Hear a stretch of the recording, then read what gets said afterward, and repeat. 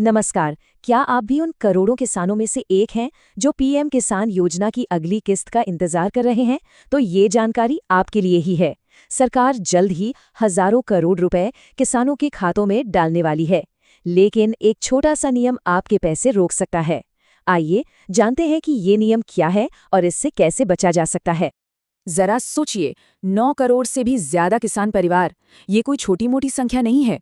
ये सभी परिवार बड़ी उम्मीद से अपनी अगली किस्त का इंतजार कर रहे हैं, जो सीधे उनके बैंक खातों में आनी है। उनके लिए ये एक बहुत बड़ी आर्थिक मदद है। लेकिन यहाँ एक पेंच है। सरकार ने एक नियम को अब सबके लिए जरूरी कर दिया है, और अगर आपने ये एक काम पूरा नहीं किया तो आपकी 2,000 रुपए की किस्त अटक सकती है। हम आपको बताएंगे कि ये जरूरी नियम क्या है और आप इसे आसानी से कैसे पूरा कर सकते हैं। तो चलिए आज हम इन सब पर एक एक करके बात करेंगे। सबसे पहले देखेंगे कि अगली किस्त कब तक आ सकती है, फिर समझेंगे कि ये पीएम किसान योजना असल में है क्या और वो कौन सा जरूरी नियम है जो पैसे रोक सकता है। साथ ही ये भी देखेंगे कि उस नियम को पूरा कैसे करें, लिस्ट में अपना नाम कैसे चेक करें, और आखिर में इस योजना का असली मकसद क्या है। तो सबसे पहले सबसे जरूरी सवाल, ये 22वीं किस्त किसानों के खातों में कब तक आ सकती है? देखिए, सरकार की तरफ से कोई पक्की तारीख तो अभी नहीं आई है, लेकिन अगर हम पुराने पैटर्न पर नजर डालें तो 21वीं किस्त आई थी नवंबर 2025 में, और ये योजना हर 4 महीने में पैसा देती है। तो इस हिसाब से हम उम्मीद कर सकते हैं कि अगली किस्त फरवरी 2026 के आखिर तक या मार्च 2026 की शुरुआत में आ जाएगी। ठीक है, तो अब ये समझते हैं कि आखिर ये पीएम किसान योजना है क्या। प्रधानमंत्री किसान सम्मान निधि योजना ये 2019 में शुरू हुई थी। इसका एक सीधा सा मकसद है देश के छोटे और सीमांत किसानों को सीधे तौर पर आर्थिक मदद देना, ताकि उनकी आमदनी में कुछ सहारा मिल सके। तो ये काम कैसे करती है? बहुत सिंपल है। केंद्र सरकार हर साल जो भी किसान इसके योग्य हैं उन्हें 6,000 रुपये देती है।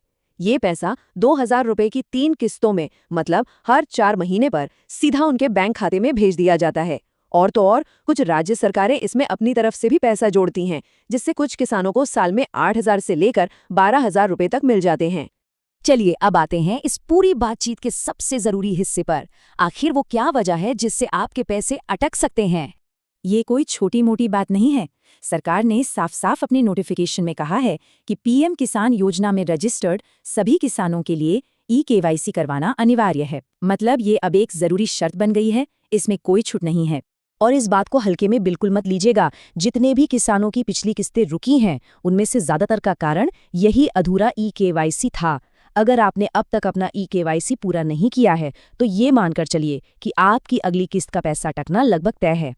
तो सवाल उठता है कि इसे ठीक कैसे करें। घबराने की जरूरत नहीं है, इसका भी तरीका है। चलिए देखते हैं कि ई-केवाईसी को पूरा कैसे किया जाए। इसे पूरा करने के आपके पास 2 रास्ते हैं, 2 ऑप्शन हैं। पहला है ऑनलाइन तरीका, जो आप घर बैठे अपने मोबाइल या कंप्यूटर से ही कर सकते हैं। लेकिन इसके लिए एक शर्त है, आपका मोबाइल नंबर आधार से लिंक होना चाहिए, क्योंकि उस पर एक ओटीपी आएगा। दूसरा तरीका है किसी पास के कॉमन सर्विस सेंटर यानी सीएससी पर जाना। वहां वो बायोमेट्रिक तरीके से, यानी आपके अंगूठे का निशान लेकर ई-केवाईसी कर देंगे। ये उन लोगों के लिए सबसे अच्छा है जिनका मोबाइल नंबर आधार से लिंक नहीं है। अगर आप इसे ऑनलाइन खुद करना चाहते हैं तो ये बहुत आसान है। सबसे पहले pmkisan.gov.in वेबसाइट पर जाइए। वहां आपको फार्मर कॉर्नर नाम का एक सेक्शन दिखेगा।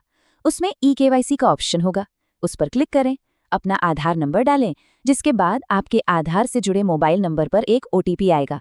बस उस ओटीपी को डालकर सबमिट कर दीजिए। हो गया आपका ई-केवाईसी पूरा। अच्छा, ई-केवाईसी तो आपने कर लिया, लेकिन एक और काम बाकी है। आपको ये भी तो चेक करना होगा कि आपका नाम अगली किस्त की लिस्ट में शामिल है भी या नहीं। चलिए देखते हैं ये कैसे करना है। ये भी आप आसानी से घर बैठे ही कर सकते हैं।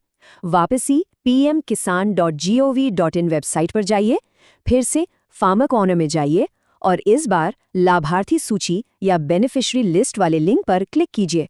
वहां आपसे आपका राज्य, जिला, ब्लॉक और गांव का नाम पूछा जाएगा।